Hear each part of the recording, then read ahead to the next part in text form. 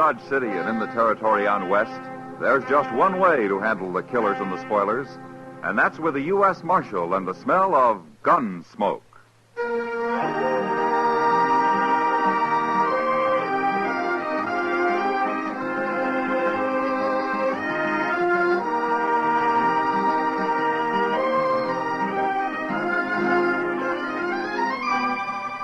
Gunsmoke, starring William Conrad, the story of the violence that moved west with young America. The story of a man who moved with it. Matt Dillon, United States Marshal.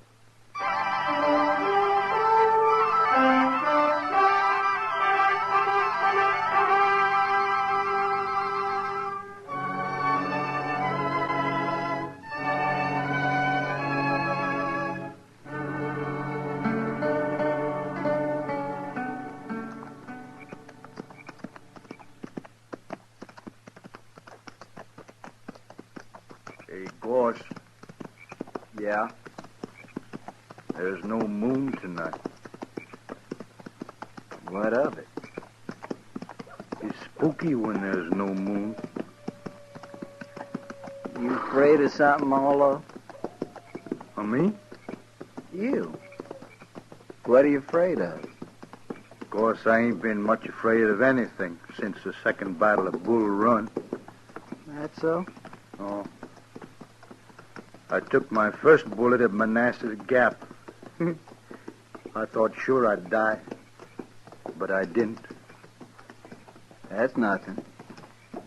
When I got shot on the Chattahoochee River over in Georgia, I knew I wouldn't die. How'd you know? I just knew, that's all. Weren't you afraid? Afraid of what? Dying? I've never been afraid to die. Well, I'm not afraid. Not anymore. Not since Bull Run. And what's all this about there being no moon, Arlo? I said I'm not afraid to die. I didn't say I'm not afraid of anything. Oh, shut up. Okay.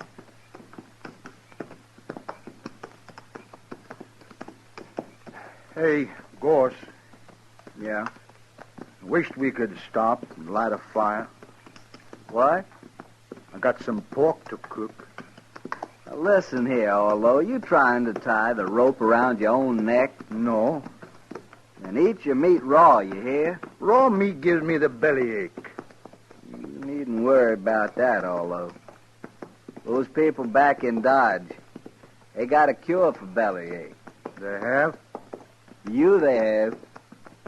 A lariat rope over the limb of a cottonwood tree. Oh, they ain't going to catch us. They will if you go building bonfires all over the prairie to cook your dang pork with. Well, I'll just build a little bitty Indian fire, Gorse. Oh, shut up.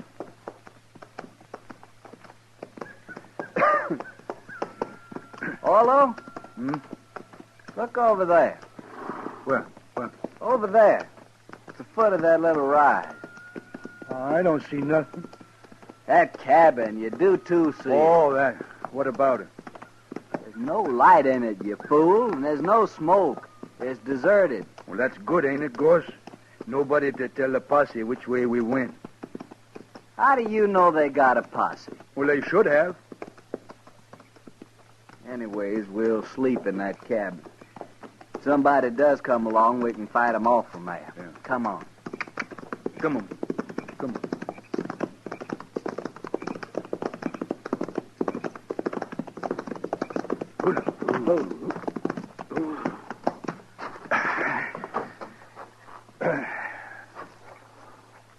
It's big, ain't it, Gorse? Big enough for us, anyway. Come on, maybe there's some food inside.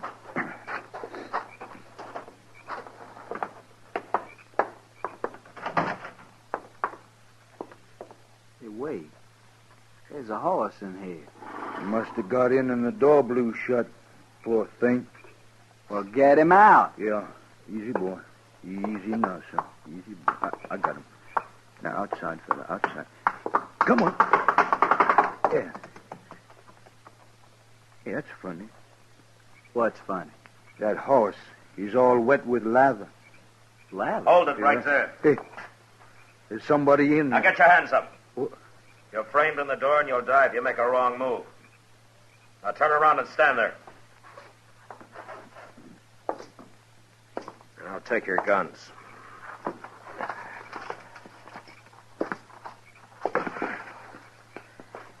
Who are you, mister? All right, get outside. Slow.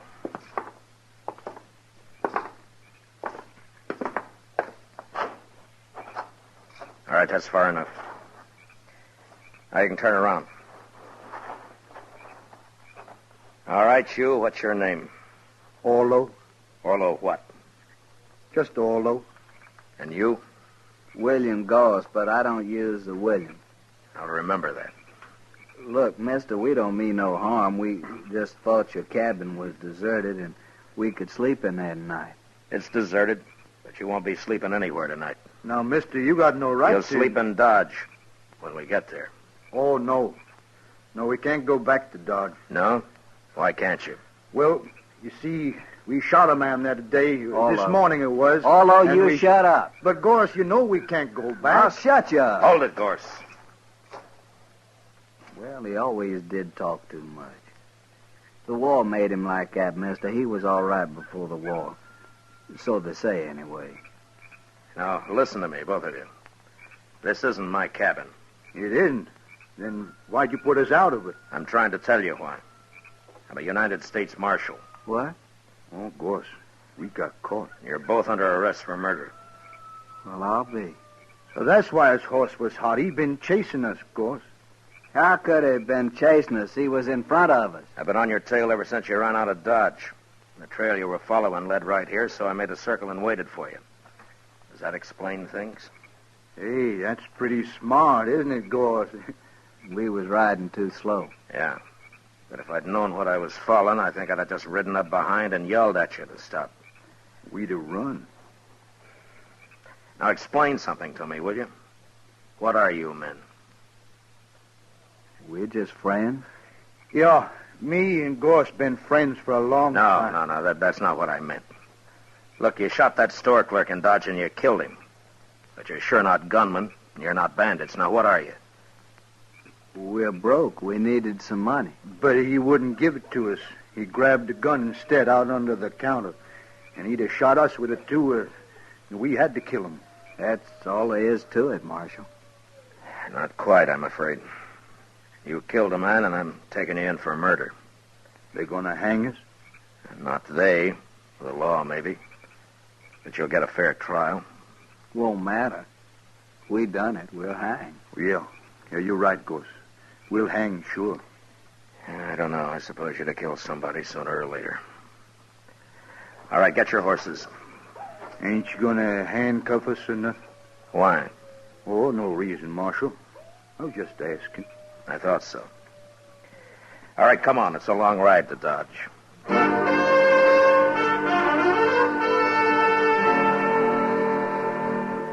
It took all night to ride back to Dodge, but I didn't have to watch my prisoners any more than if they'd been a couple of riders I'd thrown in with on the trail. Maybe it was all their years in the war, in the Army, that made them do whatever I, as a marshal, told them to do. The idea of not obeying me never occurred to them. Next morning, I had Chester lock them up, and then I went off to get some sleep. About noon, I got up, ate something, and dropped into the Texas Trail. Sit down, Matt. Yeah, sure, Kitty. I hear you brought in those murderers. Yeah, I did. Well, aren't you glad? Yeah, sure, Kitty. I'm glad. Well, they're the ones, aren't they? You got the right men. Yeah, they're the ones. They did it. Matt, sometimes I don't know... Kitty, they're just a couple of not very bright men who've had too much war. I guess they just got used to killing. I don't think it means anything at all to them. Well, then They're what? not mean, and they're not vicious. They're just kind of loco. Well, that's what makes them dangerous, I guess. Marshal Dillon? Yeah. I hear you brought in two men this morning, Gorse and Orlo. No? How do you know their names? Everybody does by now. Yeah, I suppose so. They didn't do it, Marshal. What? They're innocent. They didn't kill that clerk. Who are you, mister? My name is Blaine, George Blaine. All right, Blaine, what's this all about? Oh, what I said, Marshal. They're innocent. You see, I and Ned and Lou, well, over there at the bar, we saw them just leaving Kelly's stable when that shooting took place. Would you swear to that in court? Why, sure, Marshal. How come you arrested them anyway? Well, I'll tell you, Blaine. They shot a man. Nobody saw that killing. Look, I don't know who you are or what your interest in this is, but they admit killing that clerk. So why don't you just go back and join your friends at the bar and forget about it, huh? No, Marshal, we won't forget about it. You shouldn't have arrested those men. And what's more, we're going to see to it they don't stay arrested. Oh? You want to see to it right now, Mr. Blaine? No. No, there are other men around here interested in justice, Marshal. And I think we'll talk to them first. Don't do it, Blaine. Don't get anything like that started here in Dodge. See you later, Marshal. Who is he, Kitty? I don't know, Matt. He and his two friends came in on the Santa Fe from St. Louis a couple of days ago. That's all I know. I wonder what they got in mind. Oh, they've been drinking. It's just talk, Matt. Yeah, maybe. I'll see you later, Kitty. So long. Hurry back, Matt.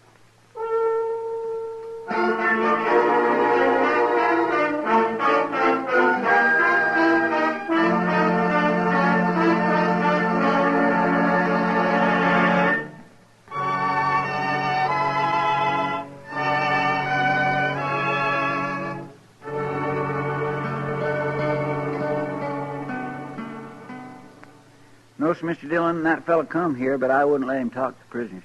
Was he alone, or did he have his two friends with him, Chester? Oh, he was alone, sir. Yeah.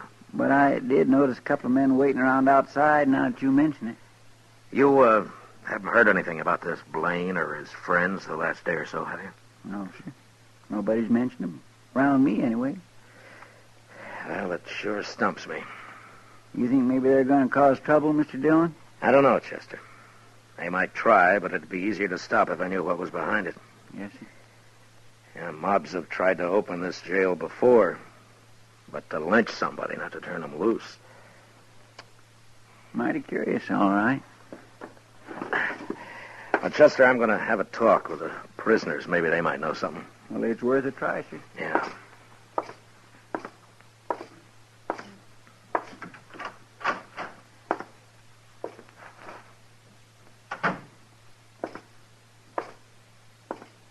Hey, Gorse, it's the marshal. Hello, Marshal. Hello, Orlo. Gorse. How are you, Marshal? Well, is Chester treating you all right?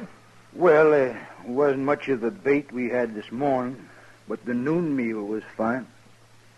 Marshal? We get supper, too? Of course you do. When they gonna hang us, Marshal? Well, Orlo, you haven't been tried yet. Nothing's going to happen until you have a trial. How long will that take, Marshal? Well, what difference does it make, Gorse, as long as we get fed every day? Listen, you men, I want to ask you something. Sure, Marshal. Have you ever heard of a man named Blaine? He's tall, has black hair. Blaine. He's, Wasn't that the fella's name who was here this morning, Orlo? Yeah, that's right, Blaine. here this morning? Chester said he kept him out of here.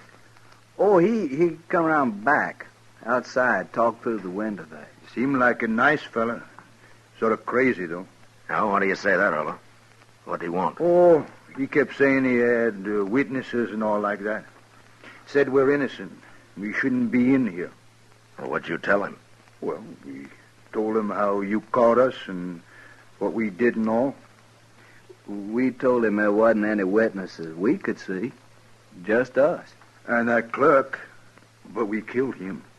Sure, but Blaine was saying him and his friends saw us down by some corral or something.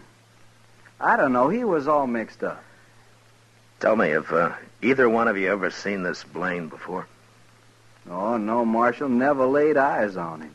And that's the truth. That's right, Marshal. Me and Gorse, we never tell lies. Yeah, I know. Did Blaine tell you what he's going to do? What his plans are? Nary a word, Marshal. Except he did say for us to set up a holler that we didn't kill that fella. Oh, he's crazy, that Blaine. I couldn't get his drift at all. Well, I'll tell you what it is, Orlo. For some reason that I don't know, Blaine wants you two out of jail. He may come here with a mob and try and get you out. Well, he can't do that. We're under arrest here. Yeah, I know. But he might try.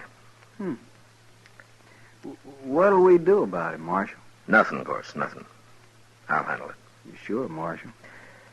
Let me know if you need anything, huh? Oh, we're fine, Marshal. Thanks just the same. Sure. Okay. I'll see you later, then.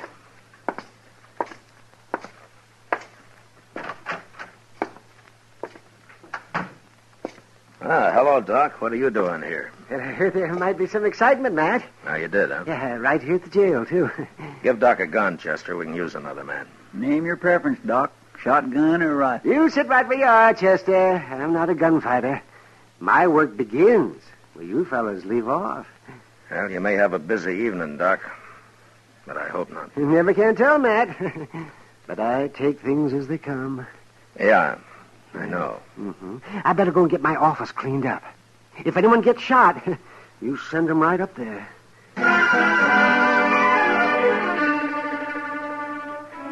It doesn't improve a man's temper to spend the afternoon sitting around and waiting for a mob to form. A mob that's going to head his way when it gets its spirits high enough. Chester and I didn't talk much. We just sat and waited. Long about dusk, we saw a couple of dozen men gather in the middle of the plaza. And then Blaine appeared, and he began haranguing them. And the crowd grew. In a little while, it started moving down Front Street, down toward the jail, and us.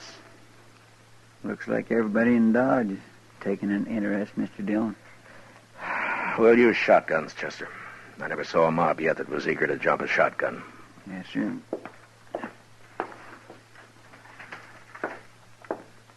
Here's yours, Mr. Dillon. Yeah, thanks.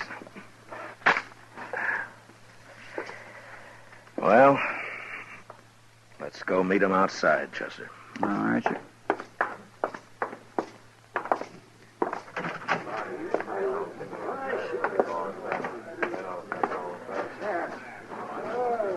Here, this is good enough.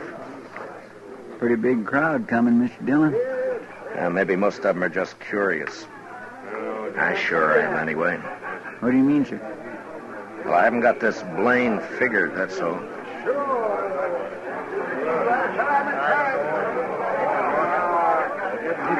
All right, hold it, man. Hold it, man. I'll see if I can talk some sense into the marshal first. Well, Marshal, I was right. There seem to be a lot of men in Dodge interested in justice.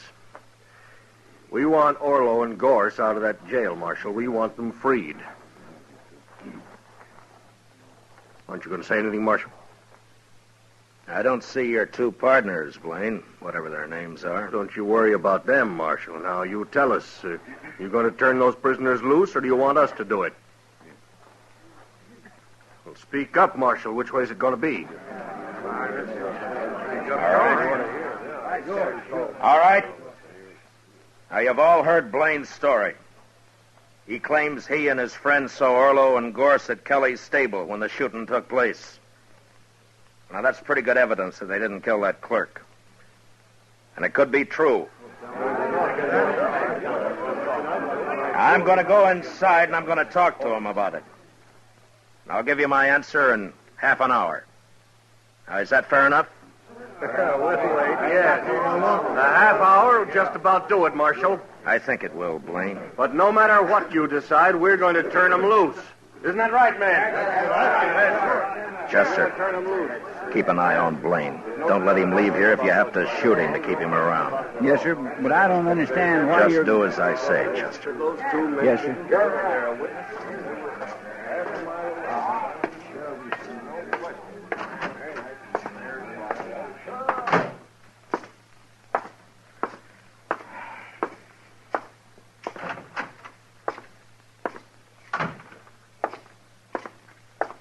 What's doing, Marshal? I don't know, Gorse, but I just might find out. This Dodge is a mighty strange place, wanting to turn prisoners loose. Yeah.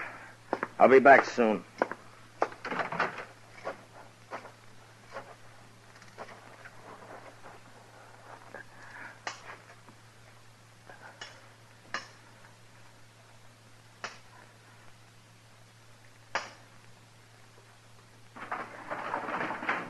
Matt! What are you up to? You're going to break my window with those rocks. Get on here, Doc. I need you, and hurry. Huh? Oh, why, sure, Matt. Stand under the window here, and I'll climb down on top of you. It's only a few feet. Okay. Ah. All right, come on, hurry. Yeah, well, what's this all about, Matt? Where we're going? We're going to the express company first. Well, what for? It's closed. Maybe not. It's not quite 6. Everybody in Dodge is out there in the street. I was watching from my front window. Not quite everybody, Doc. Blaine's 2 friends aren't there. Yeah, right. Well, what do you I'm mean? working on a hunch, Doc. If I'm right, I want you as a witness. And we'll go back and show that mob what fools they are. Yeah, whatever you say, Matt. But I haven't got a gun. Don't worry, I'll do the shooting.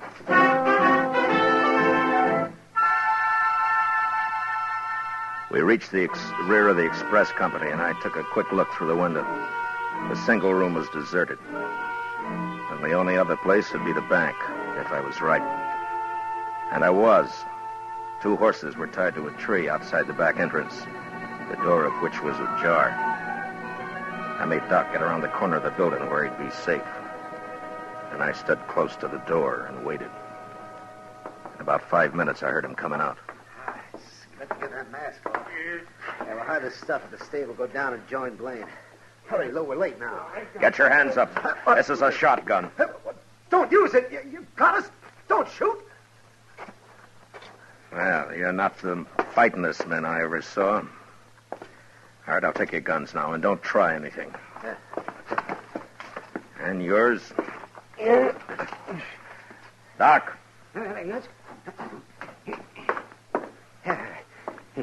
Well, what do you know? Blaine's partners. You sure guessed right, Matt. Now, who's inside? We didn't hurt him, Marshal, just tied him up. Who, I said. Well, that old man, the banker. All right, go take a look at him, Doc. Take those money bags with you. But be quick, we haven't got much time.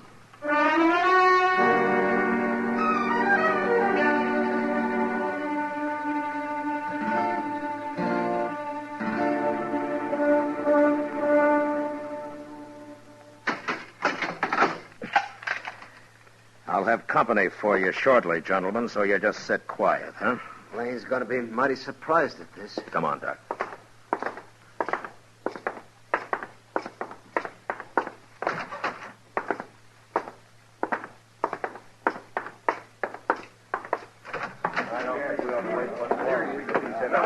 My gracious, I thought you was never going to come out, Mr. Dillon. Well, Marshal, are you going to be smart? Are you going to turn them loose? You're under arrest, Blaine. What? Marshal, don't be a fool. You aren't arresting anybody. Is he, man? Tell them who I just locked up, Doc. All right. That's right, man. Marshal just arrested Blaine's 2 friends. What? You make one move and I'll cut you in half, Blaine. All right, go ahead, Doc. I was right there with him. Caught him up the street, raiding the bank. They're locked up inside right now. Well, they're no friends of mine. We've been drinking together, that's all. And besides, I wasn't anywhere near that bank. I was right here. Yeah. You men saw me here. And you got nearly everybody else in town here, too, Blaine. So your partners could work unmolested. Take his gun, Chester. Yes, sir. All right. All right. All right, you men.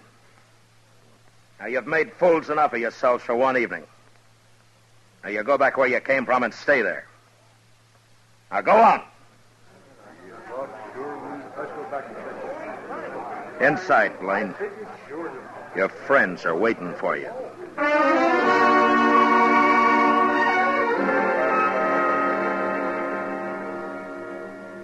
I never did find out just who Blaine was. He kept his mouth shut all through the trial. It could be that he'd never been arrested before. But anyway, he and his partners got 5 years. That's better than Orlo and Gorse made out. They stood up and told their whole story as straight as if I'd told it myself. I guess telling the truth was about the only sense of right and wrong that the war had left them. They weren't bad men, but they were dangerous. And early one morning, a month later, up in Hayes City, on the order of the court, Orlo and Gorse were hung.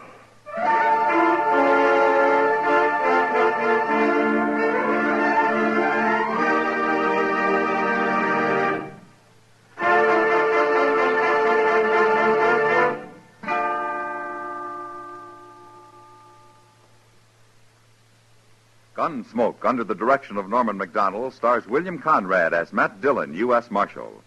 Tonight's story was specially written for Gunsmoke by John Meston, with music composed and conducted by Rex Corey. Featured in the cast were John Daner and Harry Bartell, with Lawrence Dobkin and Lou Krugman.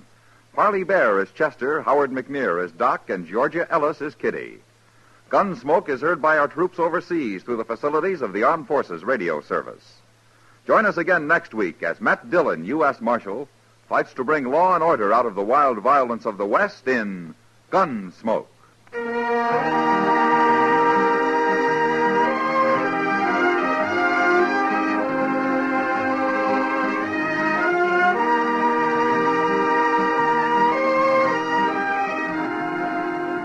This Monday evening, Dan Daly and Deborah Paget are the stars in Deadline USA, a dramatic thriller adapted from the movie and presented by your Lux Radio Theater.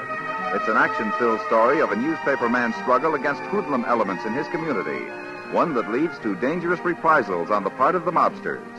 Remember, this Monday night over most of these same stations, CBS Radio offers Deadline USA on your Lux Radio Theater. George Walsh speaking. America is cooking with 14 million kitchen radios and listens most to the CBS Radio Network.